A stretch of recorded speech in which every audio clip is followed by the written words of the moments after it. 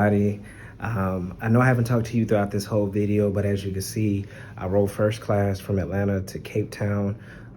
It was a decent flight, 14.5-hour flight, and we did have a little bit of turbulence, about an hour straight. But I'm here in Cape Town. I'm staying at the DoubleTree here. I normally stay in Airbnb, but this was more efficient and just kind of centrally located to the things that I want to go to versus trying to find the Airbnbs around town to just, you know, try to map out everything. But it's the end of February. It's going on to shoulder season, which is going into the fall, you know, starting next month. It's not their summer because everything below the equator, their seasons is flipped compared to ours in the United States. So always remember that if you're going to somewhere below the equator, just remember our summer is their winter. But it's going on 8 o'clock. Tonight they have load shedding throughout South Africa, basically meaning the power just goes out. So I have to iron tonight because the power goes out at midnight tonight and lasts till 2:30 in the morning. And then it come back on, and then it goes back out again at 6 to like 10:30 in the morning. So I need to iron tonight to get ready for my day tomorrow and start my week here in Cape Town. So if you're coming to South Africa, always remember that they have load shedding. And also remember that you can download an app. I'll link it below or put it up here somewhere of an app that you can download to see the schedules. This hotel, they give me the schedule of when the power is going to go out. Most places have backup generators so they can still operate business-wise, and some are not really affected by it at all. So just do your research when you come to Cape Town, and I'll see you guys in the next video.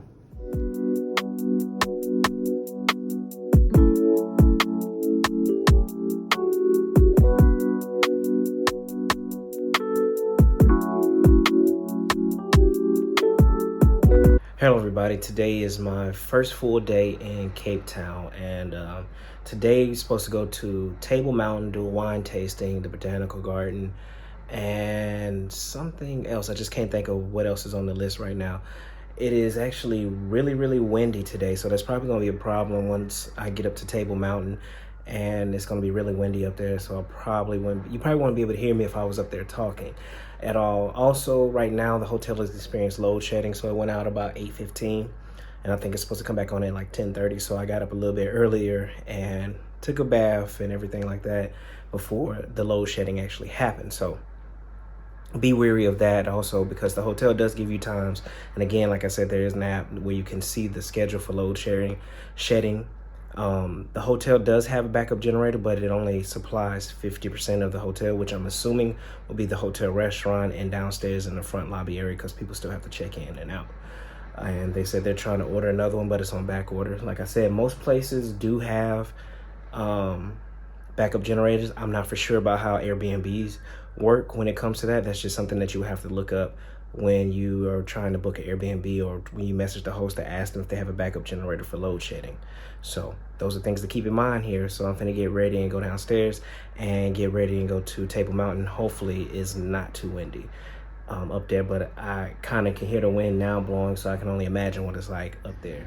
Hey everybody, so I'm here at Groot, Constantia, which I'm finna do a wine tasting. Like I told you before, if you know me, you know that every country that I visit, I'm trying to bring a wine back from every country. So I'm going to do a wine tasting in almost every country I go to, so I don't just blindly buy wine and then when I drink it I don't like it. As you can see behind me, you can see the vineyards, and you can see Table Mountain in the back. So I think the wine tasting is only like $10. You can also do a tour. You don't necessarily have to do the tour, but you can just do the wine tasting where you get, I think, 4 wines and like a charcuterie board and everything like that for $10. So let's go.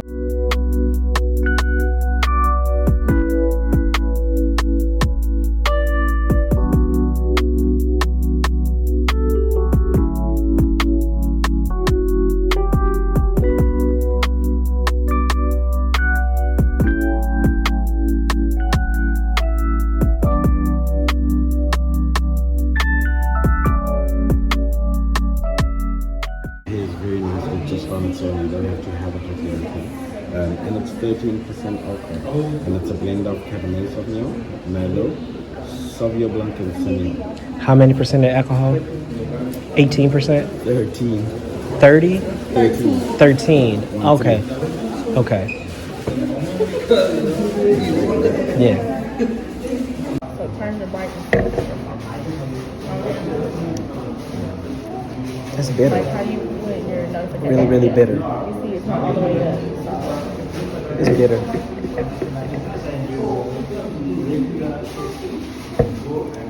Fisheries and pinotage. It's Merlot driven, so quite soft. Get a bit of plums in there, a bit of dark chocolate, and it drinks wonderfully just on its own. And it's 14% alcohol and 14 months in French. Okay. Daniel Roux. Now this video with Samara popping in it. Did you get it, Samara? That was It tastes like a Merlot. It definitely tastes like a Merlot. But it's a lot denser than a Merlot. right. This right here. You get a lot of apricots and Apricot. you get berries and plums. Okay. Berries and plums, not Berries and apricots. plums, no. No apricots, No just berries and apricots. plums. Berries and plums, a bit of dark chocolate, and it pairs very nicely with just anything red meat. And it's 15 months in French oak and 14% alcohol. And it's a 2018, so it's matured quite well. 2018, okay. How long should someone keep a wine and let it mature? So, why keep it? I'm just asking. Well, no, here's the So, reason. The reason I remember- asked because my mom has all this wine that she wants me to bring back, but she doesn't drink like that.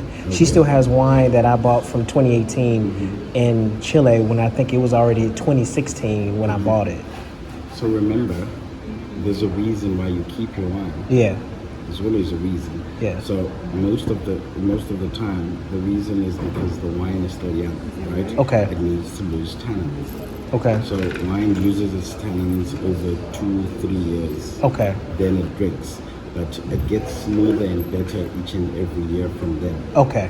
But there's an ending date to that. Okay. And no one knows when. Okay. So you just have to keep Right. on And hope that it hoping tastes that still it's gonna good. taste good. Okay. So you can keep wine for 20, 30, 40 years. Okay. But just hope that it still It just tastes good when you decide to open it. Yes. Okay. So that's why I don't keep it, I drink it.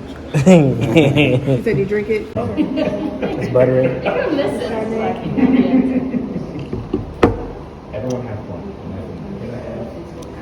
Yeah, you have to pair this with the right type of food. This is not something you just drink by yourself. You have to pair this with the right type of food.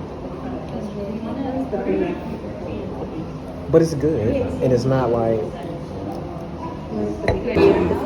Okay. What is this? It's a dessert wine. Oh, dessert wine. So that's kind of sweet. Yes, it is. It's Yeah. made from Muscat grapes. Is that for sale? Yes, yes it is. Okay. Everything's for sale. I'm so I just gotta ask these questions. Everything for sale. Did you say including you? Is that what you said? You said including you. We are not for sale. No, we're not for sale. So it's a 2017 vintage. It's quite sweet. You get apricots and peach in there. A little bit of honey, and it's 12% alcohol. Okay. And this wine was drunk by the likes of Napoleon. Napoleon. So it has another name called the Napoleon wine. Okay. We have honeysuckles in the South. That's what they smell like. It smells like a honeysuckle. What I mean is, we pick them out. That's not this. That's Southwest. That's Tex-Mex. Oh yeah, I'm definitely about it. Just a wine tasting, and I highly recommend it. Especially Ayanda, he was very knowledgeable about the wine. It's 115 rand if you just want to do the 5 tasting of the wines of your choosing, and 180 if you want to add chocolate to it. If you want to have a tasting with chocolate, you can do that.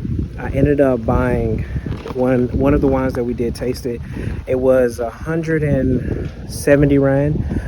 Again, I'll put all the conversions down in the bottom, but again, it's $6 basically for 5 tastings, and it's, you know, just a nice little chill vibe. They do also offer a hop on, hop off wine tasting bus that you can do.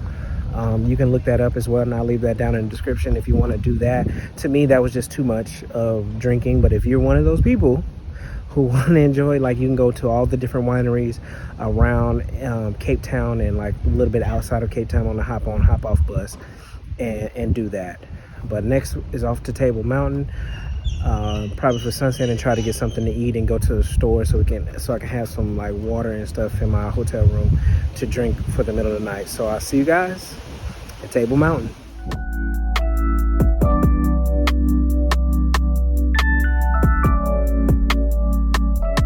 But I'm here at Table Mountain, and as you can see from behind me, you can see the rest of Cape Town. We're here at the cableway, finna get ready to go up to the top of Table Mountain. So you do have to park along. They don't have any regular public parking, so like right here you have to park along the side of the mountain, like where the rest of these cars are, and just continue to walk up. And then there's Table Mountain up there, and then there's Cape Town, which I think that's the VA waterfront over here. And the cable car, you can hike it. It's about I think they said it's an 1.5 to 2 hour hike if you want to hike it up and then take the cable car down. If not, you want to be like me and take the cable car. It's $22 basically for a round trip up and down. Like I said, I've had enough of climbing mountains in Africa when I had to climb Lemoine in Mauritius, and I said I wasn't finna do that anymore, especially not Table Mountain here, and go up. So I'm gonna just go up, take in the views of the city. Like, this is a very scenic route when you're coming here to up to Table Mountain, to the area of Cableway, but it is very scenic. And of course I was driving, so I couldn't really get a lot of the views as far as on camera because I was driving and I have to concentrate on driving on the left hand side. But let's get ready to go up to the mountain and see what it looks like from up top.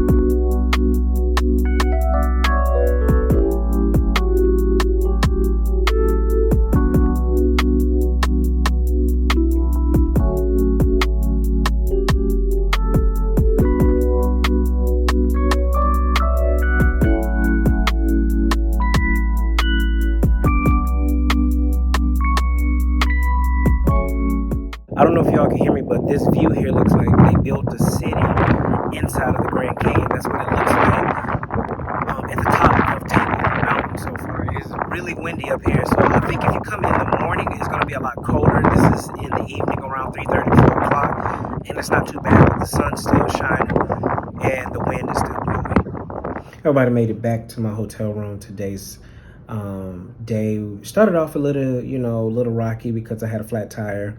And while I ate breakfast, tried to wait on Avis to send somebody out, but they wasn't sending anybody out.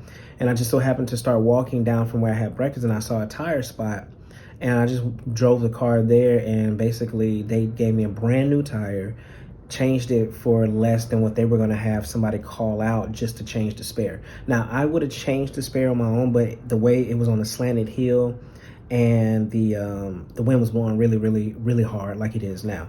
So, and then went down to the VA waterfront. The museum that I wanted wasn't open on Mondays. It's open on Tuesdays, so didn't get a chance to do that. Ended up doing Table Mountain and the rest of the things that I wanted to do today, and eating dinner at Camps Bay down by the beach. And now I'm back. It's been like a full day of everything. Tomorrow's another full day where we're going south of Cape Town and exploring the south of Cape Town and the Cape of Good Hope. So hopefully see y'all guys tomorrow. On the next plane, I don't know when I'll be back again. Kiss me and